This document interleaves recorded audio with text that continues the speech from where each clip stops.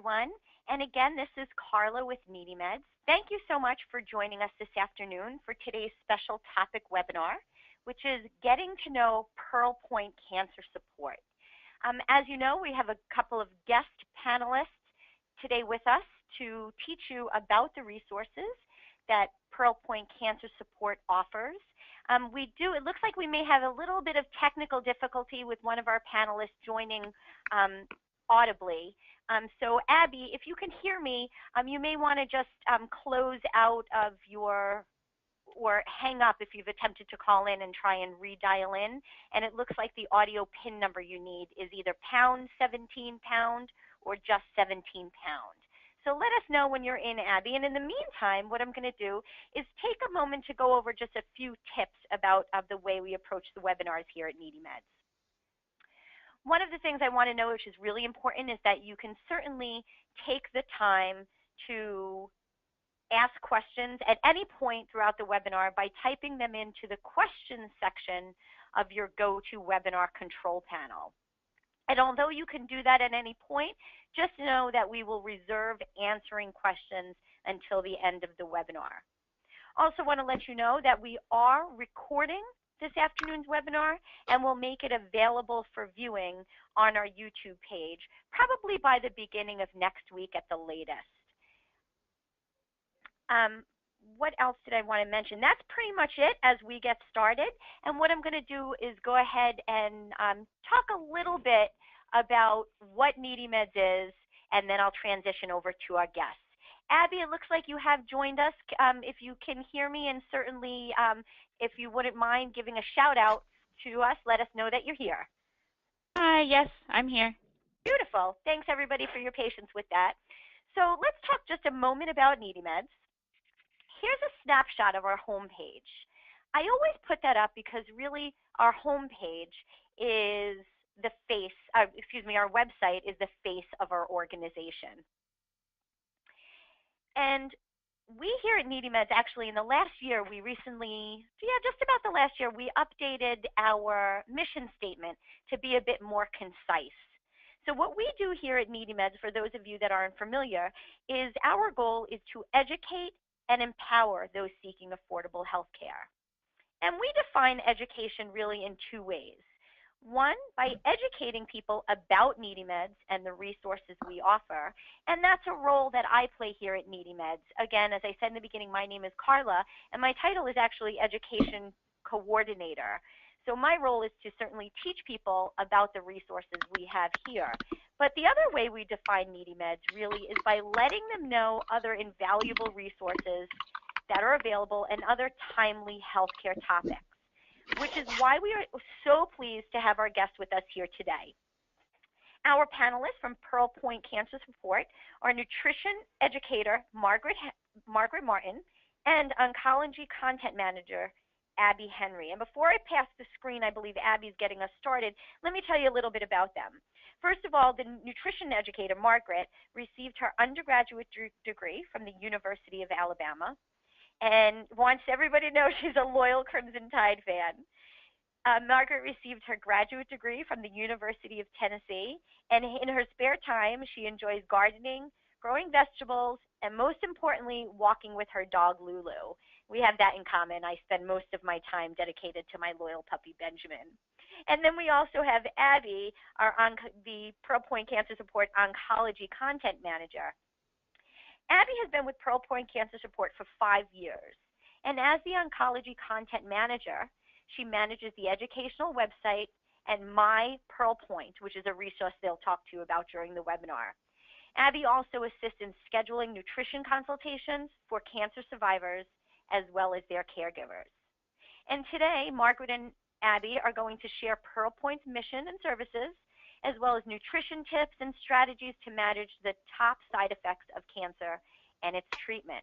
So without further ado, we're going to get started with Abby, and I'm going to go ahead and pass our mic and our screen to Abby. So you guys may hear again some silence while we do this transition, so bear with us.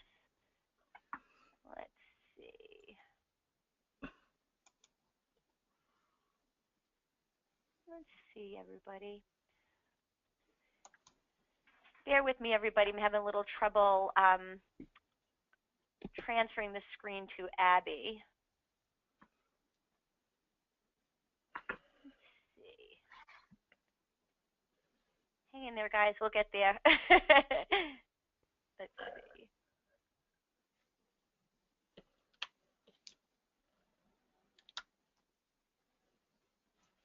Okay, Abby, let's see if you can go ahead and grab that screen from me. Okay. Perfect. There we go. Abby, take it away, and thanks everybody for your patience. Enjoy the webinar. All right, thank you, Carla. Well, good afternoon, everyone. Here's a quick look at our agenda. I'll tell you a little more about PearlPoint Cancer Support on our website, and then I'll hand things over to our registered dietitian, Margaret, to talk to you about nutrition considerations during cancer treatment, and then we'll have time for questions at the end.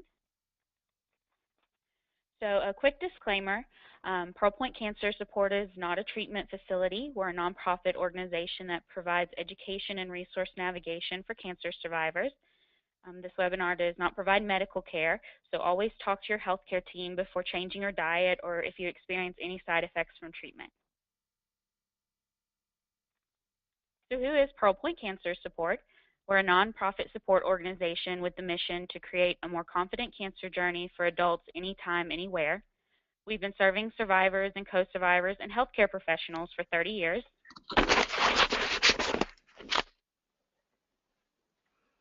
We provide education and resources through MyPearlPoint, a website dedicated to educating cancer survivors. Our main focuses are cancer education, nutrition, survivorship, and clinical trials. Visit MyPearlPoint after the webinar to create a free dashboard and receive personalized resources such as the Cancer Handbook. It's currently available for multiple cancer types, including breast, lung, colorectal cancers, and others. You can also learn more about side effect management by watching the Eat to Fight video series. If you click on Nutrition and Cancer on the MyPearlPoint homepage, you'll be able to easily find those there. And you can visit MyPearlPoint by going to mypearlpoint.org. And we also offer free one-on-one nutrition consultations for patients and caregivers. The consults are done over the phone. They last about 30 to 45 minutes. Margaret can discuss general nutrition, side effect management, and survivorship nutrition, or answer your nutrition questions. There are 3 ways to set up a consult: call, email, or fill out the online form. If there's any healthcare professionals on the phone, you can also refer patients to us using these same methods. And now I'll hand things over to our nutrition educator, Margaret Martin. Thank you, Abby. Good morning or good afternoon, everyone. All righty. Well, my name is Margaret. I'm a registered dietitian here at PearlPoint Cancer Support. And thank you, Abby, for that awesome overview of PearlPoint and its services. And a big thank you to NeedyMeds and Carla Delaporte today for partnering with PearlPoint Cancer Support for our webinar. Also, I'd like to say a welcome to all the patients, caregivers, and healthcare workers that may be on the line today. Good to have you all. Good nutrition is vitally important. It's, I like to think, one of your major therapies, along with the other therapies your treatment team agrees with you on, like chemotherapy, hormone therapy, radiation therapy, immunotherapy. Nutrition is a very important therapy. Good nutrition on your cancer journey can help you tolerate your treatments. It can also help you complete your treatment plan that your healthcare team prescribes for you. Many people also have fewer hospital admissions when they're well nourished. Good nutrition can help minimize your side effects or help you bounce back quicker from them, improve your quality of life, and improve your immunity status.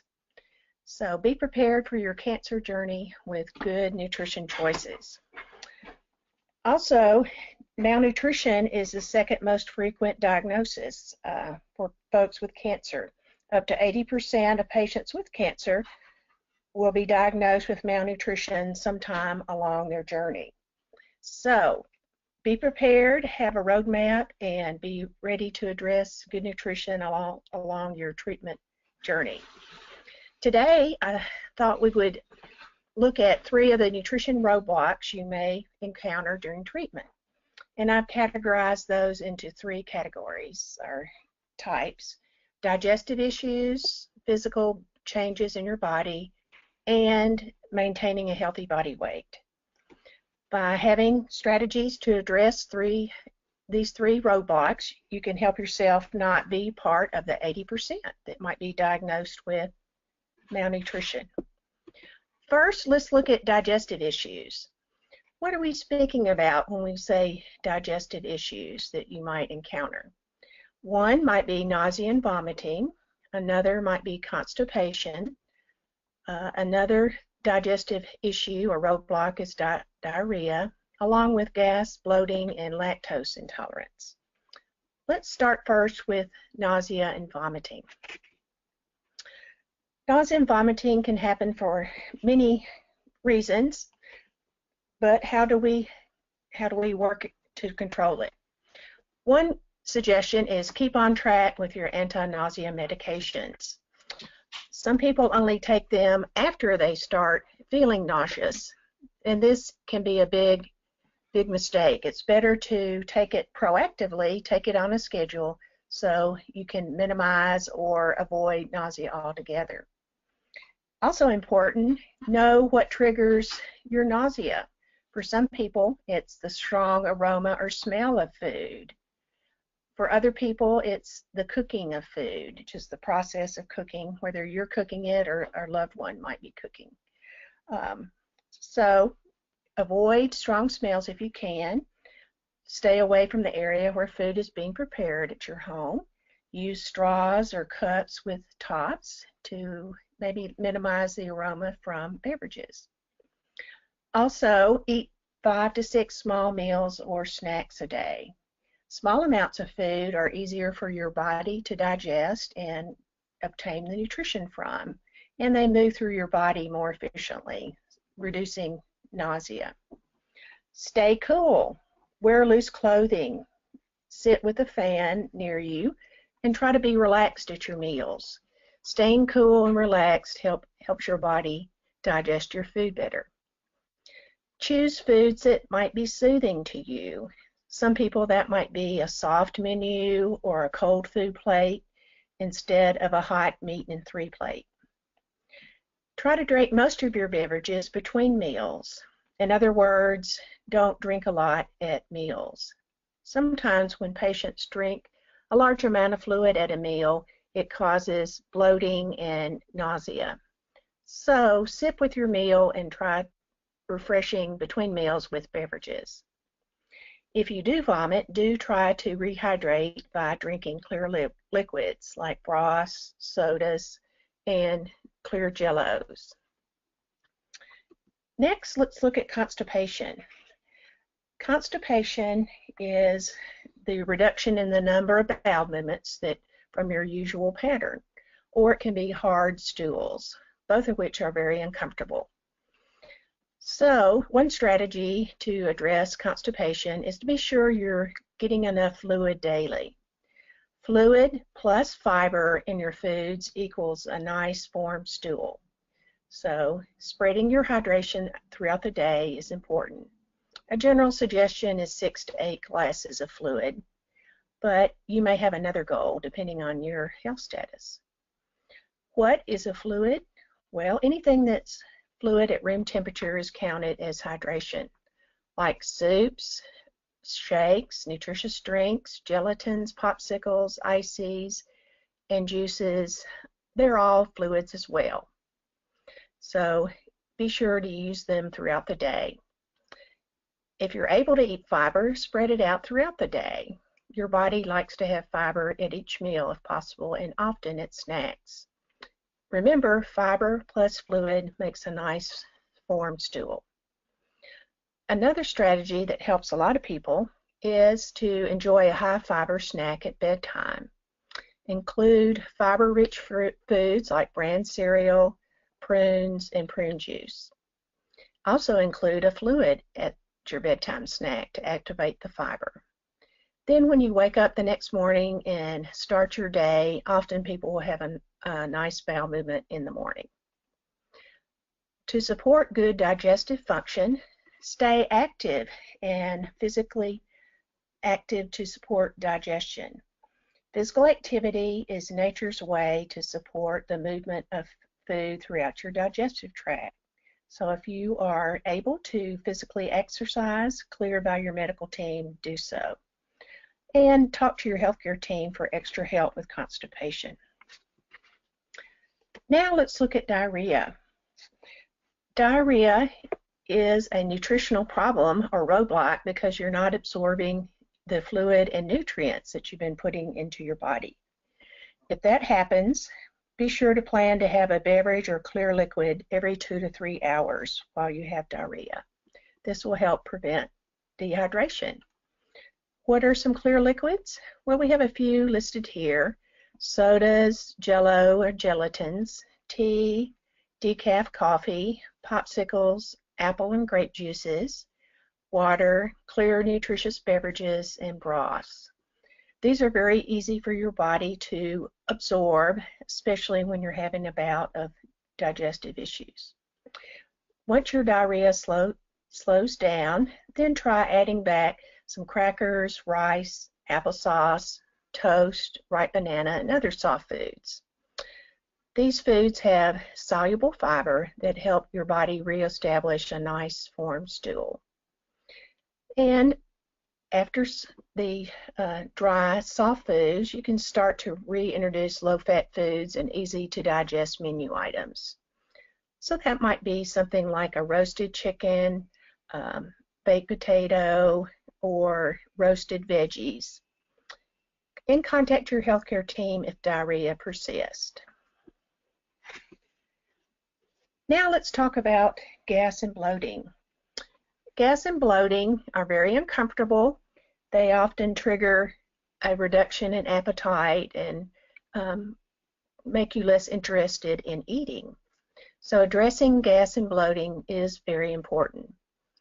First, try avoiding any foods that you think cause bloating, such as spicy foods or high-fat foods like fried foods. Sodas contain carbonated beverages, so they can be full of gas. High-acid drinks and juices, salads, and raw vegetables. Or just have them less often to see if you could tolerate them. Also, think about your meal sizes. Your body may be able to digest small meals that you might have more frequently. So instead of 2 big meals a day, go for 5 to 6 small mini meals a day. A mini meal might have 2 to 3 foods instead of 4 to 6 foods. So a small mini meal might be an egg and toast for breakfast, and then a snack, perhaps with fruit and cheese mid-morning, and then lunch might be a sandwich. So go for mini meals. They're very easy for your body to handle. Try non-dairy milks if you think drinking milk might give you gas. Things like almond, soy, and cashew milk might be some choices.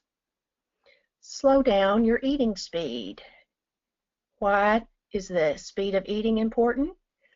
Well, when we eat quickly, we often swallow air and we don't chew each bite of food very thoroughly. And that can add to extra gas and activity in your stomach, which can bring on bloating. So slow down, chew each bite very well. Try drinking from a cup, not from a straw. When we use straws or chew gum, often we also swallow air. So drink from a cup, not with a straw. As you're able, stay active to assist in digestion. Move throughout the day, walking inside, outside. It doesn't have to be a very active lifestyle, but just keep moving to aid in digestion. Use mints and less chewing gum, and consult your healthcare team for help if gas and bloating persist. Now let's look at lactose intolerance. We touched on that during gas and bloating. But as we go through life, and especially after some treatments for cancer, we lose the ability to produce the enzyme called lactase. Lactase is an enzyme that digests lactose. Lactose is the milk sugar. So milk is a great food to be able to still enjoy it if you're lactose intolerant. Try lactose-free lactose-free milk that's still calcium fortified. You can have examples of soy, almond, cashew milk, or you can buy milks that say lactose-free that are still dairy milks. Be sure you get calcium from other healthy food choices like green leafy vegetables, figs, tofu, sardines, and calcium fortified foods. Ask your healthcare team about using lactase enzyme products. These are available over the counter and they pre-digest your dairy foods. They come conveniently in capsules, pills, or drops you can put on your food or take a capsule or pill right before you eat.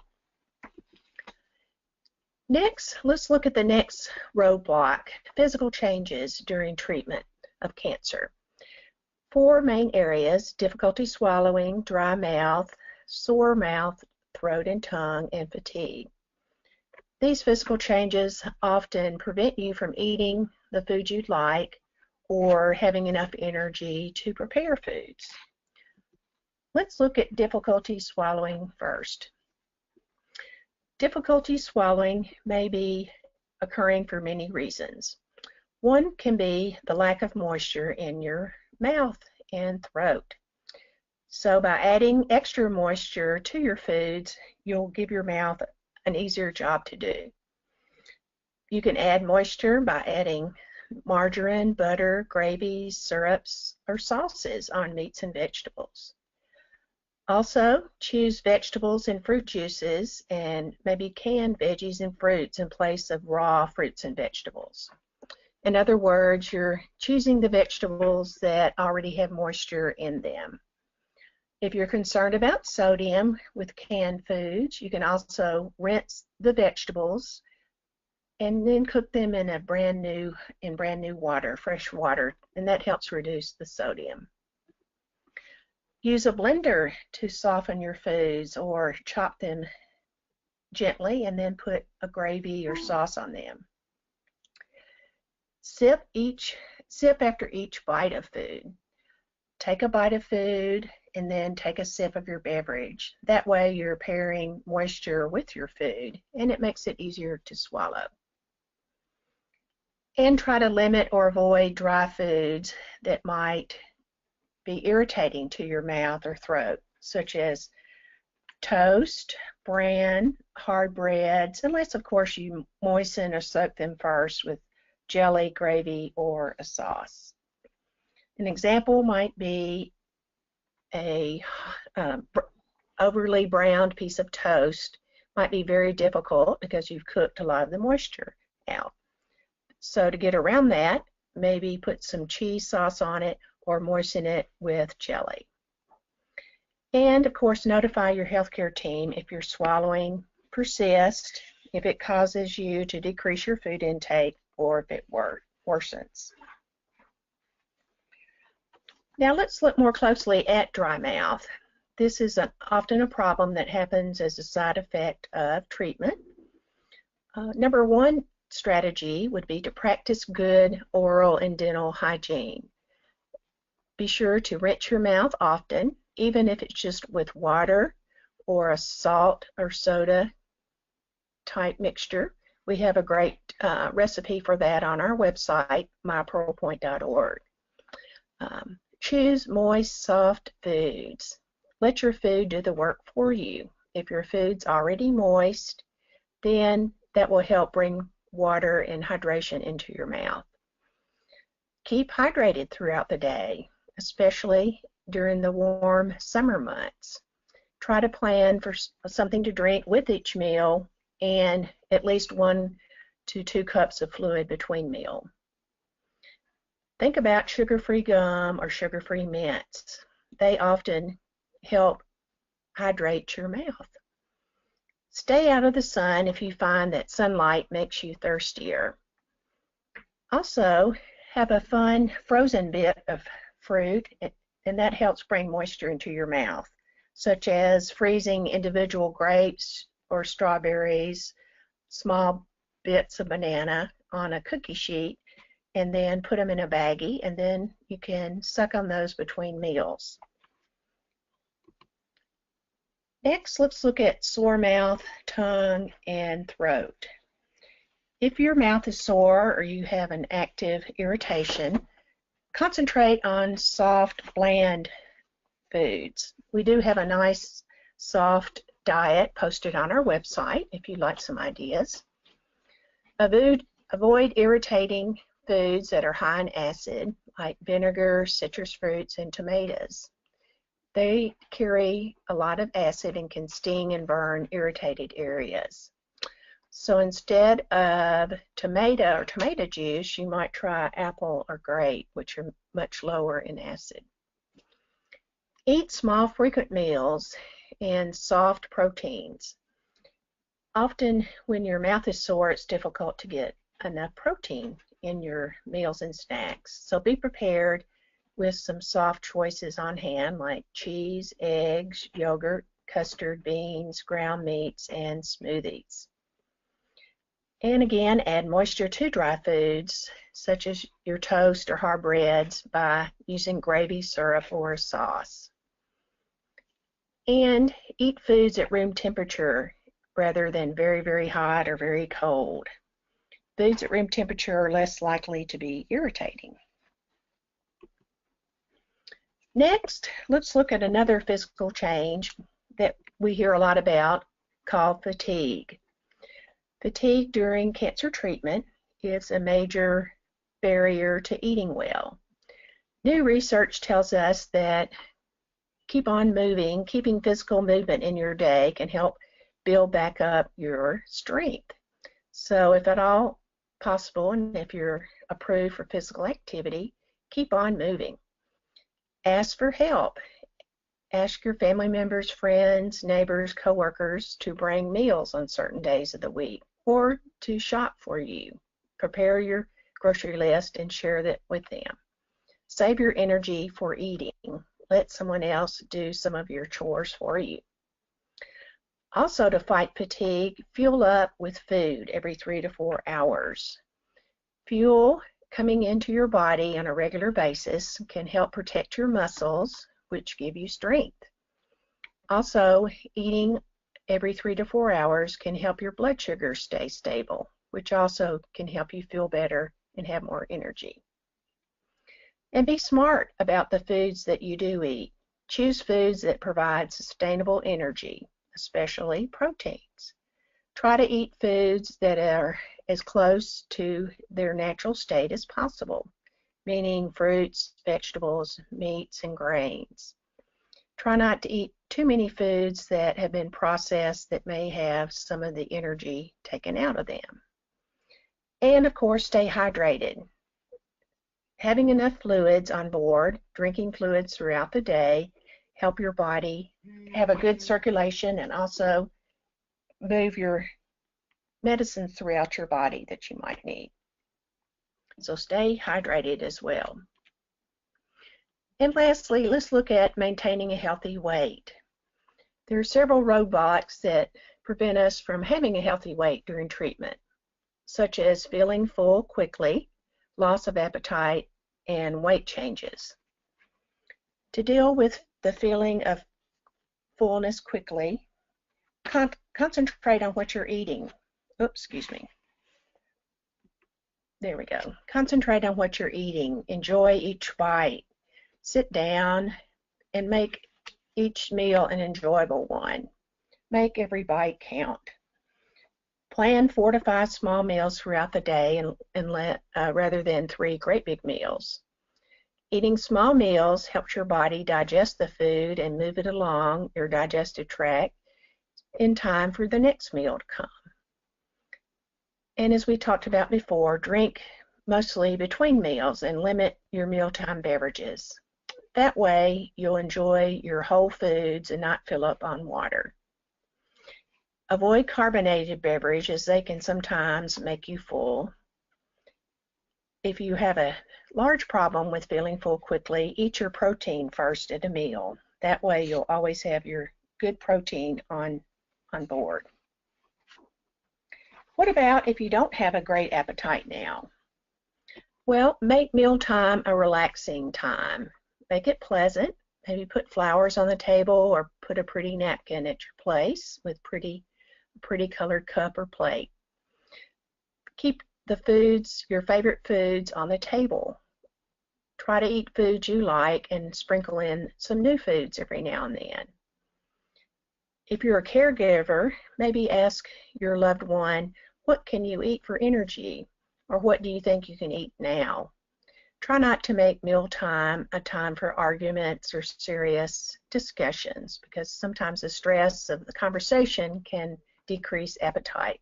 So keep the topics at mealtime pleasant and uplifting. Try to eat with other people. Usually we have a better appetite if we eat with another person. If you don't have a hunger for a meal, try nutritious beverages where you might get high nutrition for a small volume. Try to maintain your physical activity because that helps keep us positive and on the right track. And talk with your doctor about low appetite if it persists. If you do have a low appetite, try to eat foods that have a lot of nutrition in every bite, such as fortified cereals, breads, and beverages. Some foods have extra protein and calcium and iron added, and that would be a great benefit. Think about the high protein and probiotic foods like Greek yogurt, kefir, and cheeses. When you're choosing your grains, try to use whole grains when possible. Thinking about new ways to add fruit to your day, try fruit parfait or fruits at snacks. Soups are a great choice if you're trying to add back lots of nutrition in a small serving. Fruits, lean meats, legumes, dried beans and peas, and some whole grain pasta make for a great soup. Casseroles can also be boosted with nutrition by adding vegetables and protein. And don't forget dips, hummus, cheese, and spreads at snack time. They can add a whole new dimension and taste at between meal nourishments. If you're on the go, consider muffins, wraps, or sandwiches. You can put a lot of fun foods that are nutritious in all of those and take it with you. What about weight changes? Weight is a measure of health during treatment, and it's suggested that you try to maintain a healthy weight for you during that time. Well, how do we do that? Well, sometimes it takes some planning. Plan ahead to eat well. Make a list. Get some great things at home for your refrigerator and pantry. Continue to eat what tastes good to you, and then add new flavors and textures every week so you can try new flavors. When is weight change too much? Well, if you lose 5% of your baseline weight before treatment, the weight that you had before treatment started, if you lose 5% of that within a month, that becomes a nutrition issue. So talk to your healthcare provider about that. Treatment time is generally not the time to be on a special diet to lose weight. The goal is to maintain your weight during treatment. Then when you complete your treatments, that's a good time to think about changing your weight. Supplement your menus if you need to with calorie boosters. You can add extra sauces, condiments, gravies, shredded meats, cheeses, sour cream to your menus to help you maintain or gain weight during treatment. And of course, ask to speak to a registered dietitian if you have additional barriers or need extra help. All right, just wanted to point out that we have wonderful evidence-based nutrition suggestions on our website, mypearlpoint.org. Also on the Leukemia and Lymphoma Society website, which is LLS.org. Then the Academy of Nutrition and Dietetics, they have a great resource. You can find a dietitian near you that has experience in oncology, or they have their own oncology nutrition website at oncologynutrition.org. And another suggestion is AICR.org, the American Institute for Cancer Research. Be sure to engage with us after the webinar. You can email us at guidance@pearlpoint.org, visit our website at mypearlpoint.org, or give us a call at 877-467-1936. All right, we do have also weekly tips, blogs, and the Pearls of Wisdom on our website. Now I'd like to turn it back over to Carla, and we'll take some questions now. Sure, go ahead and pass that screen over to me when you get a chance. And Abby, thank you so much for the thorough introduction about what PearlPoint Cancer is, and Margaret, certainly for going over the resources you have. I really have to say it's pretty invaluable. I'll share with our audience that my dad actually was diagnosed with liver cancer, and unfortunately it was well into the diagnosis until anybody thought to sit down and give him some nutrition tips. And in particular, some of the things that jumped out at me was certainly remaining hydrated. And I remember spending a lot of time trying to get my dad to drink water, not knowing that the other beverages such as shakes and soups would count as nutrition. So this is really invaluable. What I'm going to do now, Margaret and Abby and our audience, I'm going to just share a few resources that NeedyMeds has, and in the meantime, I want to remind everybody to go ahead and send your questions in, and you could type them into your GoToWebinar control panel in the questions section. I already see a bunch of questions coming in. In the meantime, before we get to those, again, I just want to highlight a few cost savings resources that NeedyMeds has that you might want to check out. Always remember that we do have prescription assistance programs, which is a very robust database of programs that assist with name brand medications, and usually they're offered for free. And if you can't get to www.needymeds.com, we always encourage you to call our expert counselors on our toll-free helpline. A reminder that Margaret and Abby's presentation was chock full of information, including the contact information and other resources. So just know a PDF of our PowerPoint presentations have been attached to your login information. If for some reason you aren't able to get those, feel free and shoot me an email after the webinar if you'd like me to resend them. And that gives me in addition to all of the information about PearlPoint Cancer Support, I thought it was really valuable that Margaret and Abby included a slide about other reputable resources. Certainly, we've all been there. We know that when you are newly diagnosed, there's no shortage of information on the internet, but the trouble is finding what's reputable. So it's wonderful to have a list of some resources that we already know are reputable to turn to.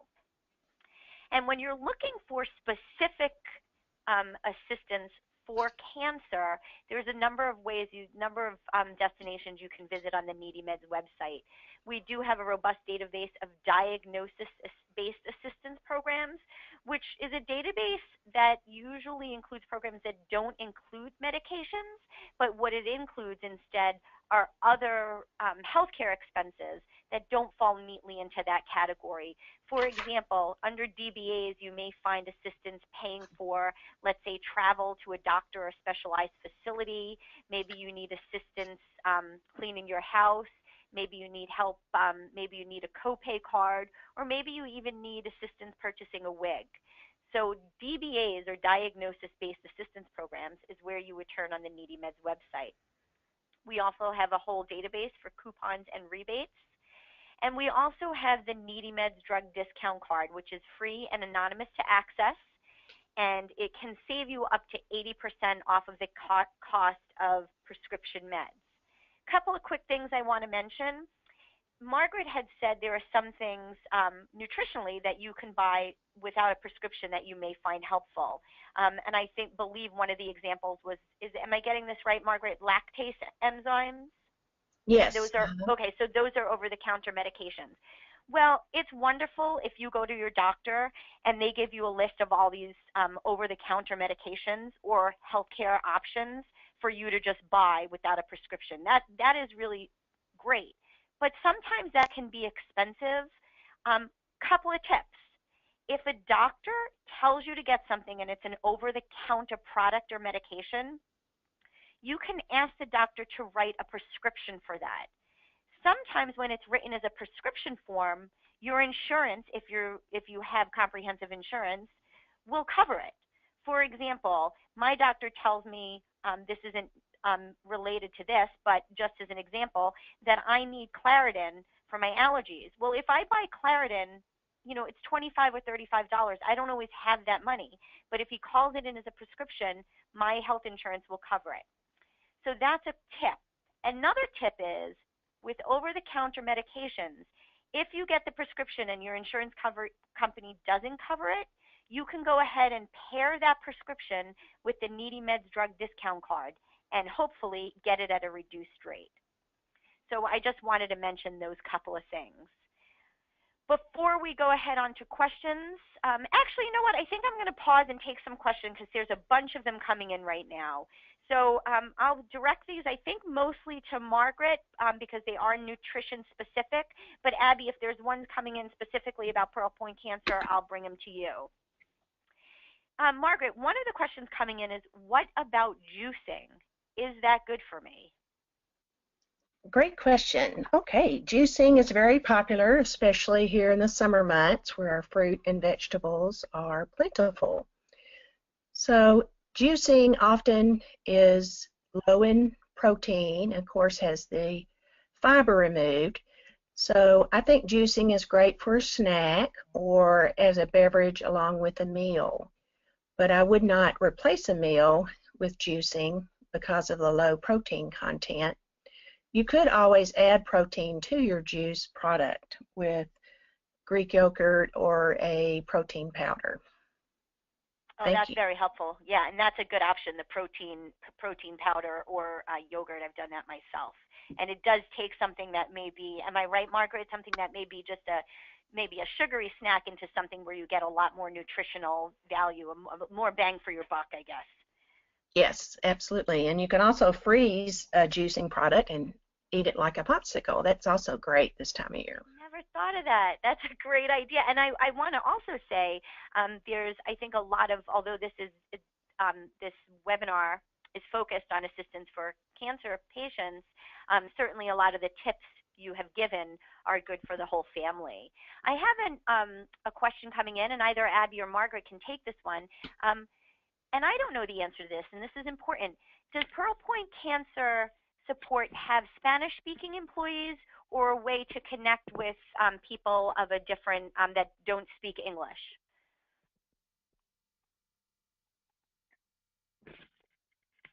Abby, do you want to speak to that? Oh, great. Sure. Thanks, Abby.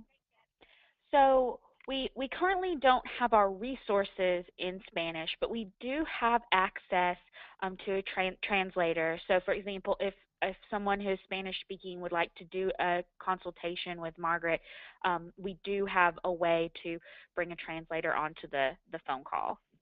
That's fantastic. I'm glad that came in because I didn't know the answer to that. Here's another question, Margaret. I think this is one for you.